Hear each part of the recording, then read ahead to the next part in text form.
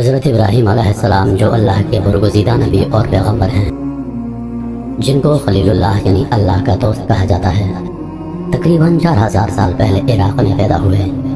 3 بڑے مذاہب یہودیت، عیسائیت اور اسلام کے عظیم پیغمبروں میں سے ایک ہیں۔ یہودی اور عیسائی بھی حضرت ابراہیم علیہ السلام کو اپنا پیشوا مانتے ہیں۔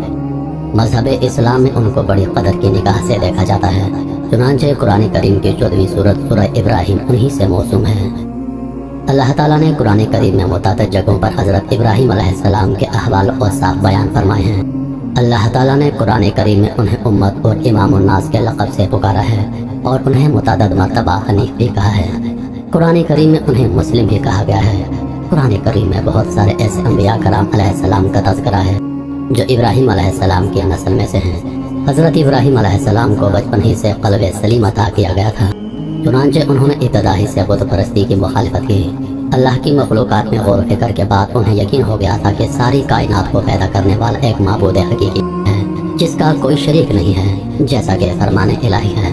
اور اس طرح ہم ابراہیم کو آسمانوں اور زمین کی سلطنت کا نظارہ کراتے تھے، اور مقصد یہ تھا کہ وہ مکمل یقین رکھنے والوں میں شامل ہوں۔ چنانچہ جب ان پر رات چھائی تو انہوں نے ایک ستارہ دیکھا، کہنے لگے یہ میرا رب ہے۔ پھر جب وہ ڈوب گیا تو انہوں نے کہا میں ڈوبنے والوں کو پسند نہیں کرتا۔ پھر جب انہوں نے چاند کو چمکتے دیکھا تو کہا یہ میرا رب ہے، لیکن جب وہ بھی ڈوب گیا تو کہنے لگے اگر میرا رب مجھے ہدایت نہ دے تو میں یقیناً گمراہ لوگوں میں شامل ہو جاؤں گا۔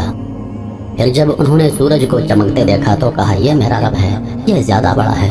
پھر جب وہ غروب ہو گیا تو انہوں نے کہا اے میری قوم، جن جن چیزوں کو تم اللہ کی خدائی میں شریک قرار دیتے ہو میں ان سب سے بیزار ہوں۔ میں نے تو پوری طرح یکسو ہو کر اپنا رخ اس ذات کی طرف کر لیا ہے جس نے آسمانوں اور زمین کو پیدا کیا ہے، اور میں شرک کرنے والوں میں سے نہیں ہوں۔ حضرت ابراہیم علیہ السلام نے مرنے کے بعد دوبارہ زندہ ہونے کے بارے میں سمجھنا چاہا تو اللہ تعالیٰ نے پرندوں کی مثال کے ذریعے ان کو یہ راز سمجھایا، جیسا کہ اللہ تعالیٰ نے سورۃ البقرہ میں بیان فرمایا ہے۔ اور اس وقت کا تذکرہ سنو جب ابراہیم نے کہا تھا کہ میرے پروردگار مجھے دکھائیے کہ آپ مردوں کو کیسے زندہ کرتے ہیں۔ اللہ نے کہا کیا تمہیں یقین نہیں؟ کہنے لگے یقین کیوں نہ ہوتا، مگر یہ خواہش اس لیے ہے تاکہ میرے دل کو اطمینان حاصل ہو جائے۔ اللہ نے کہا تو اچھا 4 پرندے لو اور انہیں اپنے پاس سے مانوس کر لو، پھر ان کو ذبح کر کے ان کا ایک ایک حصہ ہر پہاڑی پر رکھ دو، پھر ان کو بلا، وہ چاروں تمہارے پاس دوڑے چلے آئیں گے۔ حضرت ابراہیم علیہ السلام کا والد آزر مذہبی پیشوا تھا، بت بنا کر بیچا کرتا تھا۔ حضرت ابراہیم علیہ السلام نے شروع ہی سے بتوں کی عبادت کی مخالفت کی۔ حضرت ابراہیم علیہ السلام کی کھل کر بتوں کی مخالفت کے بعد ان کو قتل کرنے اور گھر سے نکالنے کی دھمکی دی گئی۔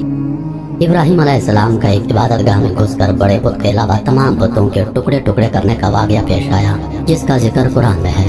چنانچہ ابراہیم نے ان کے بڑے بت کے سوا سارے بتوں کو ٹکڑے ٹکڑے کر دیا تاکہ وہ لوگ ان کی طرف رجوع کریں۔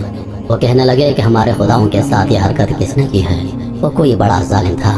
کچھ لوگوں نے کہا ہم نے ایک نوجوان کو سنا ہے کہ وہ ان بتوں کے بارے میں باتیں بنایا کرتا ہے، اسے ابراہیم کہتے ہیں۔ انہوں نے کہا تو پھر اس کو سب لوگوں کے سامنے لے کر آؤ تاکہ سب گواہ بن جائیں۔